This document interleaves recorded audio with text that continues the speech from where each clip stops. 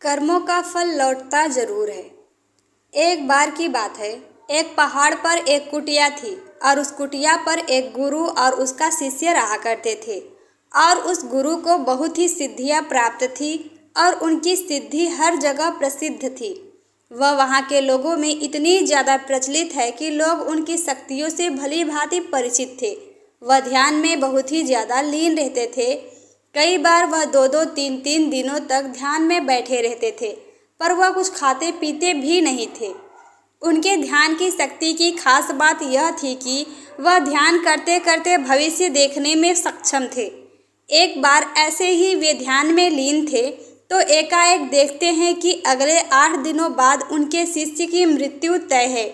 और यह भविष्य देखकर वह अत्यधिक व्यथित हो जाते हैं और परेशान होते हैं। उनका ध्यान एकाएक भंग हो जाता है और वह सारी बातों को सोचकर घबरा जाते हैं और वह सोच में डूब जाते हैं कि मेरे शिष्य के पास जीवन के केवल 8 ही दिन शेष है।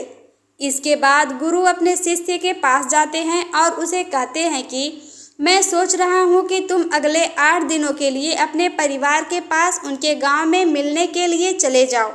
यह बातें सुनकर उनका शिष्य बहुत ज़्यादा खुश हो जाता है और वह अपने गुरु को कहता है कि गुरुजी, सच में मुझे भी बहुत दिनों से अपने परिवार वालों की याद आ रही थी।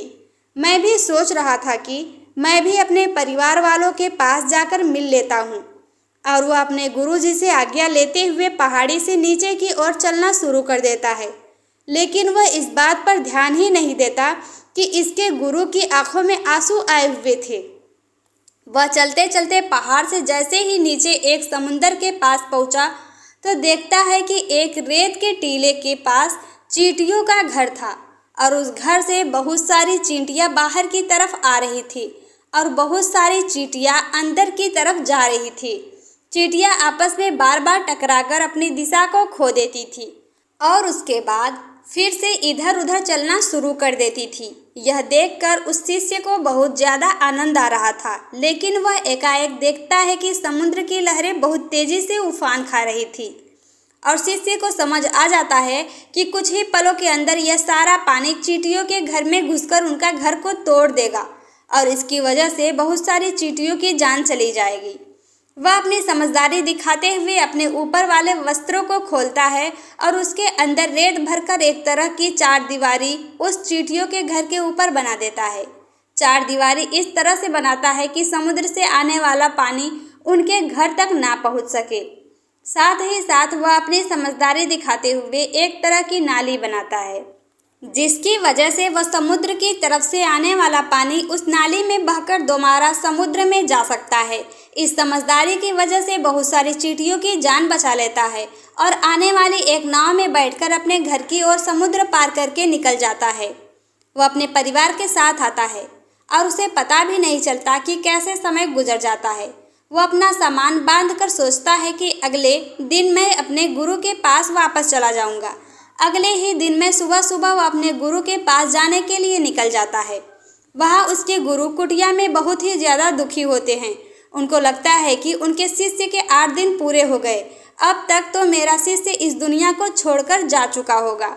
वह गुरु उसके दुख में होते हैं कि एकाएक वह देखते हैं कि कोई मनुष्य उनकी कुटिया की ओर आ रहा है। वह जब ढंग से देखते हैं तो उनको पता चलता है कि यह तो उन्हीं का शिष्य है, तो उनकी ओर चला आ रहा है। वह दौड़कर एकाएक अपने शिष्य के गले लग जाते हैं और अपने शिष्य का हालचाल पूछते हैं और शिष्य यह देखकर चौंक जाता है। गुरु को समझ नहीं आता कि कैसे उनका देखा हुआ भविष्य गलत हो गया। वह अपने शिष्य से पूछते हैं कि तुमने इन 8 दिनों में क्या क्या किया। शिष्य अपने परिवार के साथ बिताए हुए सारे पलों के बारे में बताता है, लेकिन उसके गुरु को ऐसा कुछ भी इन 8 दिनों में खास नहीं लगा। फिर शिष्य कहता है कि मैं आपको एक बात बताना भूल ही गया। जब इस पहाड़ी से मैं नीचे समुद्र की ओर गया था तब मैंने ऐसे ही एक चींटियों की जान बचाई थी। उसके बाद गुरु समझ जाते हैं कि उसके कर्मों की वजह से ही वह शिष्य बच पाया है और गुरु एकाएक कहते हैं कि कर्म जरूर लौट कर आते हैं। तो साथियों, इस कहानी से हमें यही सीख मिलती है, जीवन में हमेशा ऐसे कर्म करो कि कभी न कभी लौट कर भी आए तो आपका भला ही करे। हमारे कर्म हमेशा लौट कर वापस जरूर आते हैं। तो हमेशा ध्यान रखें, किसी का भी बुरा ना सोचे, ना ही किसी का बुरा करे, सबका भला सोचे। और यदि कोई बुरा भी करता है तो उसको भगवान के भरोसे छोड़ दे, क्योंकि भगवान सभी न सभी को एक दिन सबका कर्म जरूर लौटाते हैं। आशा करती हूँ कि आज की पोस्ट पसंद आई होगी।